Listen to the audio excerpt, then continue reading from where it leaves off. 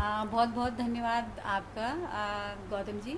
सबसे पहले तो मैं अंबेडकर नेशन को बहुत आभार प्रकट करती हूँ और बहुत बहुत धन्यवाद देना चाहूँगी कि आप जो है इस मुहिम को आगे बढ़ा रहे हैं कि हमारे समाज में जो महिलाएं हैं, खास करके जो बहुजन समाज है, मूल निवासी समाज है, उसमें जो समस्याएं आ रही हैं, लोग जिस तरह से शोषण का शिकार हो रहे हैं, इवन जो आंदोलन कर रहे हैं, उनकी जो बातें हैं वो किस तरह से जनता तक पहुँचे, उसके लिए आप सच में बहुत बधाई के पात्र हैं, आप आपकी पूरी टीम। तो मैं इसको समाज में एक नया इनिशिएटिव मानूंगी, क्योंकि बहुत सारे सोशल मीडिया हैं जो इस तरह के इशू को लेकर आ रहे हैं, लेकिन आपका जो अंबेडकर नेशन जो चैनल है वो मैं आशा करती हूँ कि बहुत तरक्की करे और हमारे समाज में जो घटनाएं घट रही हैं उनको ऊपर तक लेके आए, और साथ में लोगों को जो है वो एक जस्टिस की जो मुहिम है, न्याय है, वो लोगों तक पहुँचे। इसलिए आपको मैं बहुत बहुत धन्यवाद देती हूँ और इस मुहिम को आगे बढ़ाने के लिए बहुत विशेष शुभकामनाएं देती हूँ। बहुत बहुत धन्यवाद। हमारा जो अगला सवाल है वो मान्यवर साहब काशीराम साहब के साथ जुड़ा हुआ है। उस पर हम बात करेंगे बनते करुणाशील राहुल जी से, और वो बड़ा गंभीर सवाल है वो भी, और बहुत अहम मुद्दा है, आज के टाइम में भी अहम मुद्दा मुझे लगता है।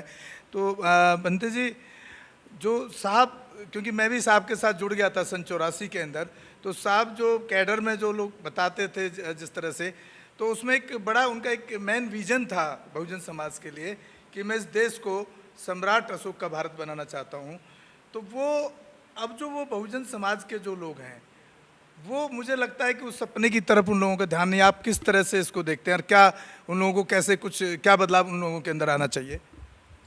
देखो, जब हम सम्राट अशोक का भारत की बात करते हैं तो एक बात स्पष्ट है, सम्राट अशोक सम्राट जब भी बना है जब उनका हृदय बदला है, एक विचार परिवर्तन हुआ है। तो जब भी हम सम्राट अशोक के भारत की बात करते हैं तो लोगों के बदले हुए हृदय और बदले हुए विचार की बात करते हैं। सम्राट अशोक ताकतवर थे, बहुत सारे युद्ध लड़े, देश की सीमाओं को विस्तार दिया, यहाँ तक तो वो एक राजा की तरह थे, चक्रवर्ती राजा कहें, सम्राट कहें। लेकिन वास्तव में ही सम्राट कब बने?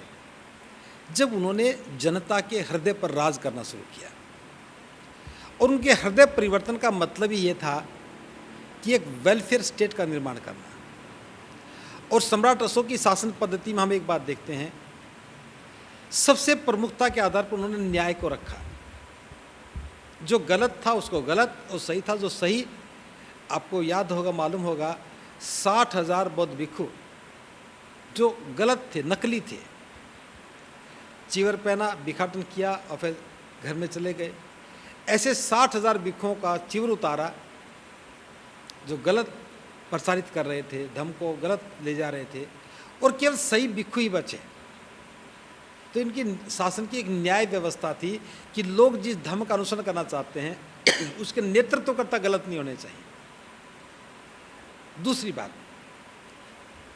जब बुद्ध की शरण में आए हैं तो वेलफेयर का काम करना चाहिए।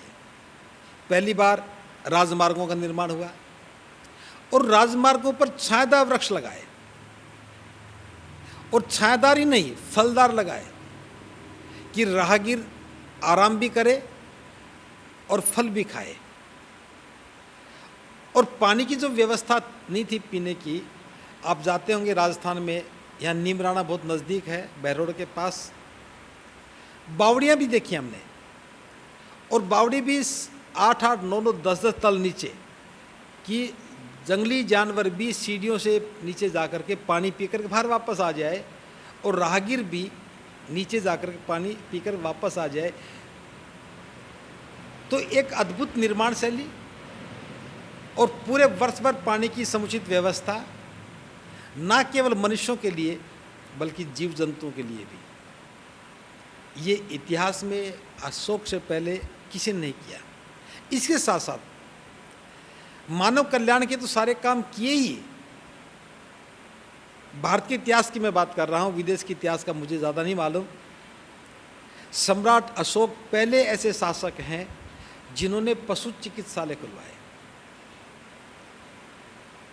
पशुओं के इलाज के बारे में भी जो शासक सोचता है, आप समझ सकते हो कि वहाँ मनुष्य के इलाज के बारे में वो कितने गंभीर रहे होंगे। इसके साथ साथ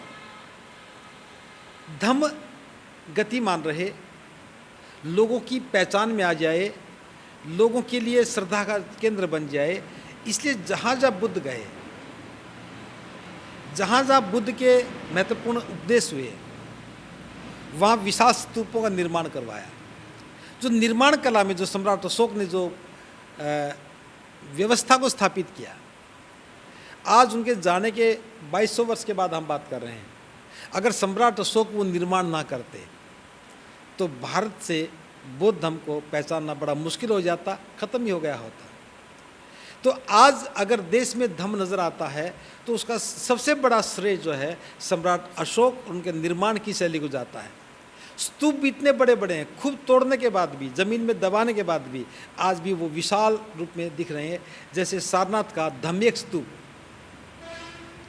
यानी कि 2500 वर्षों के बाद भी वो आज यूं के तो खड़े हमें बता रहे हैं कि उनका इन प्रतीक चिन्हों के प्रति कितना बड़ा समर्पण था। इसके साथ साथ सम्राट अशोक ने न्याय व्यवस्था, स्वास्थ्य व्यवस्था और राजमार्ग व्यवस्था, पशुओं की व्यवस्था के साथ साथ शिकार प्रतिबंध लगाया कि पशुओं को क्यों मारा जाए। सोम ने भी शिकार करना बंद कर दिया। तो जो शासन मैत्री के आधार पर हो, मैत्री का मतलब ये है कि पशु पक्षी प्रत्येक प्राणियों से प्रेम करें, तो आप समझ सकते हैं कि इंसान के प्रति उनका दृष्टिकोण कितना गंभीर रहा होगा। तो सम्राट अशोक का शासन करुणा और मैत्री पर आधारित था। तो करुणा और मैत्री ही सामाजिक बंधुता के लिए महत्वपूर्ण है। बौद्ध धर्म समानता की बात करता है। तो कोई भी व्यक्ति सम्राट अशोक के शासन में जातीय उत्पीड़न नहीं कर सकता था। जातीय अहंकार खत्म हो गया था। कोई व्यक्ति श्रेष्ठ है, कोई व्यक्ति अश्रेष्ठ है, ऐसी भावना सम्राट अशोक के शासन में नहीं थी, क्योंकि बौद्ध धर्म में कोई भी श्रेष्ठ अश्रेष्ठ का भाव नहीं है। सभी मनुष्य बराबर हैं, क्योंकि बुद्ध ने कहा है एक मनुष्य का दूसरे मनुष्य के साथ अच्छे संबंध का होना ही धर्म की पहली आवश्यकता है। तो सम्राट अशोक के शासन में एक व्यक्ति का दूसरे व्यक्ति के साथ अच्छा संबंध स्थापित रहे, इसलिए जो भेदभाव की बातें थी वो वहाँ बिल्कुल नहीं हो सकती थी। और कोई भी व्यक्ति शास्त्रों का हवाला दे करके, ईश्वर का हवाला दे करके किसी व्यक्ति के साथ प्रताड़ना नहीं कर सकता था और जाति भेदभाव नहीं कर सकता था। तो सही अर्थों में मानवीय हितों के लिए, मानवता के कल्याण के लिए सम्राट अशोक ने पूरी अपनी शक्ति लगाई। बुद्ध की शरण में जाने के बाद सम्राट अशोक ने सेना को भंग नहीं किया, सेना को कमज़ोर नहीं किया। सेना उतनी ताकतवर रही, लेकिन सेना का उपयोग जन कल्याण के लिए करके एक नया आयाम खोला। और ये सम्राट अशोक का पहला प्रयोग था इतिहास में कि सेना जो युद्ध में लड़ने का काम करती है, दूसरे को हराने का काम करती है, आज वही सेना अपनी पूरी शक्ति के साथ अपने देश के लोगों का हृदय जीतने का काम करने लगी। तो ये सम्राट अशोक के शासन का एक छोटी सी झलक मैं आपको बता पाया। तो साथियों, सुन रहे थे आप बनते करुणाशील राहुल जी से, जो साहब काशीराम का सम्राट अशोक के भारत का सपना था, तो उसको बड़े विस्तार से उन्होंने बताया कि सम्राट अशोक के टाइम में भारत किस रूप में था, किस तरीके से चीज़ें चलती थीं। और ये चीज़ें हर आदमी को नहीं पता होती हैं। आज स्पेशली हमने पूरा दिन बनते करुणाशील जी के साथ तय किया है कि आज हम इनके साथ बिताएंगे और कुछ मुद्दों पर बात करेंगे। अंबेडकर नेशन चैनल आर्थिक समस्या से गुजर रहा है। अगर आप बहुजन समाज में बाबा साहेब अंबेडकर और तथागत बुद्ध की विचारधारा को अधिक से अधिक लोगों तक पहुंचाना चाहते हैं तो हमें आर्थिक सहयोग प्रदान करें, ताकि हम अपने चैनल के माध्यम से देश विदेश में समता, बंधुता, एकता और संवैधानिक अधिकारों को ज्यादा से ज्यादा लोगों तक पहुंचा सकें। अंबेडकर नेशन चैनल जो YouTube पर भी प्रसारित होता है, प्रस्तुतकर्ता गौतम रत्नम। आप अपनी सहायता राशि नीचे लिखे खाते में जमा करा सकते हैं। खाता धारक गौतम रत्नम, खाता संख्या 3169576865 IFSC कोड SBIN 0060336 बैंक भारतीय स्टेट बैंक। आप हमारे बैंक खाते का विवरण स्क्रीन पर भी देख सकते हैं।